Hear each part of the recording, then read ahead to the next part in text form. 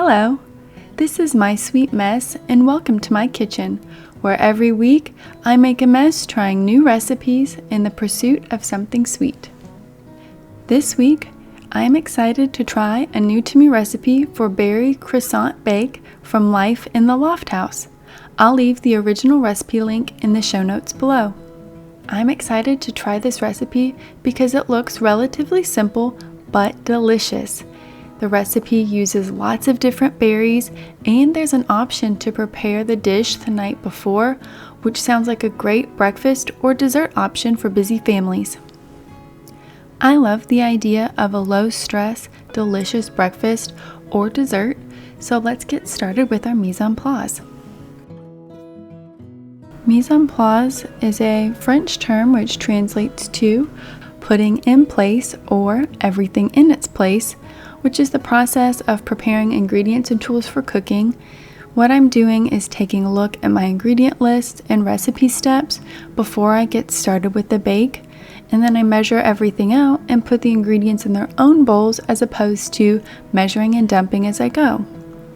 If you've never tried the mise en place technique, I highly encourage you give it a try, especially for a recipe like this where there are so few ingredients, so the additional bowls at the end of the bake are relatively minimal.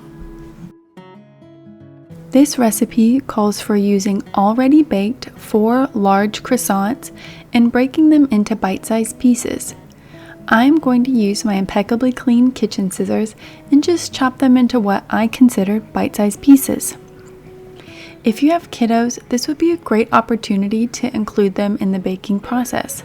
They don't have to use the kitchen scissors, they could just tear the croissants the best that they could. This recipe calls for sliced strawberries, again, a great opportunity to include kiddos in the process.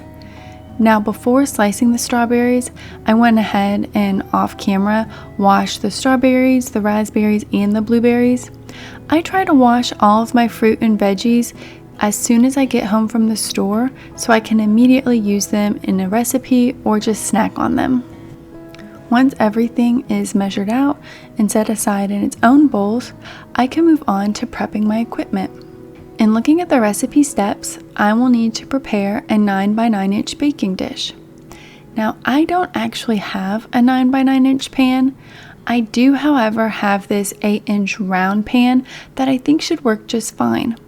I might have to adjust my baking time, but I'll make that call when I get to that step.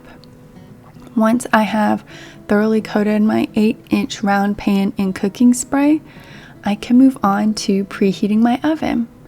So I've got my oven preheating to 350 degrees Fahrenheit, and once everything looks good, I think we can move on to assembling the dish. First, I will take my previously prepared baking dish and spread all the broken croissant pieces evenly into the dish. Next, I will place all of the berries over the croissants. I tried to make sure to evenly distribute the different berries over the croissants as best as I could. Once that all looks good, I can move on to preparing the mixture that will go over the croissants and berries.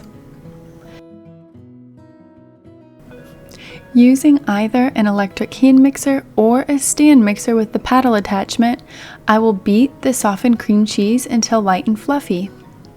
Once that looks good, I will gradually add in the remaining ingredients. I started with the sugar and eggs to help break the cream cheese up a little bit. In hindsight, I should have done a better job of scraping the bottom and the sides of the bowl at this step. I didn't do that, so hopefully you can learn from my mistake. Once the cream cheese, sugar, and eggs are well combined, I will go ahead and add the vanilla and the milk.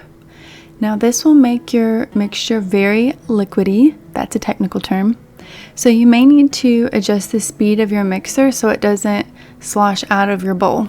Again, a technical term. Once everything looks well combined, I can scrape down the sides of my bowl. Again, for some reason, I did not scrape the bottom of my bowl and I should have done it. Learn from my mistakes.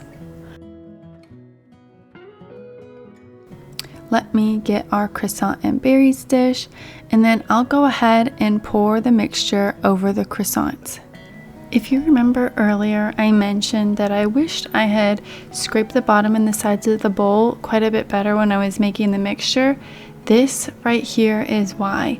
You can see that there's some cream cheese and sugar that didn't get well incorporated into the rest of the mixture, and unfortunately now it just settled on top of the dish rather than being incorporated into the croissants and the berries.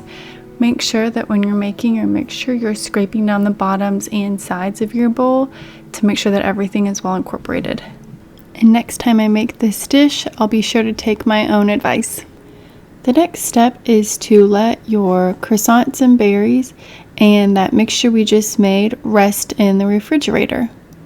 I'm going to go ahead and cover the dish and place in the fridge for 15 minutes. You can place it in the fridge for up to 14 hours. So if you wanted to make this the night before and have it for breakfast, this recipe would certainly allow that. Once my 15 minutes is up, I will go ahead and take the cover off the dish and bake it for 35 to 40 minutes or until golden brown and set. Because I used a slightly smaller pan to make my dish, I'm going to leave the bake in there for 40 minutes and then check it. It ended up needing more time than 40 minutes. I think I left it in there for closer to an hour actually before it was set. So just keep an eye on it as it gets close to the end of your time.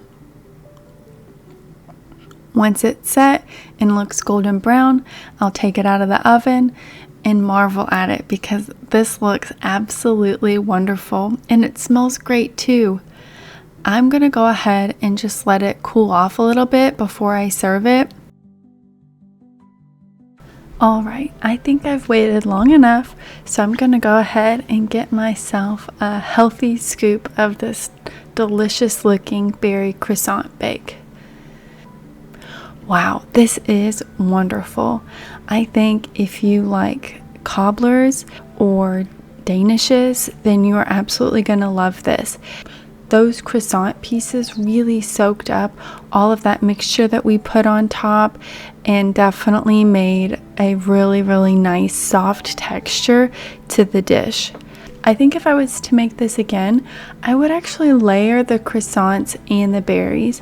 So I would do about half of the croissants, half of the berries, half the croissants, and then half the berries on top, and then pour the mixture just on the sides of the bake as opposed to pouring it all over the top of the bake. That way you can get some nice textural elements where the croissants and the berries at the bottom end up a little bit softer than some of the berries and the croissants on the top. When I was serving this, I had a lot of people comment that they really liked having some of the crunchier bites of croissant with the softer bites of croissant. So I think if I was able to layer the berries and the croissants more, then you would have a better balance of crunchy and soft bites. But overall, again, absolutely wonderful. I think if you like berry cobblers or fruit pies, I think this is definitely something that would be right up your alley. Thank you so much for being with me today. I hope you'll share what you learned with me in the comments below. And remember, trying new things is messy, but the end results can be pretty sweet. Have a great rest of your day. Bye now.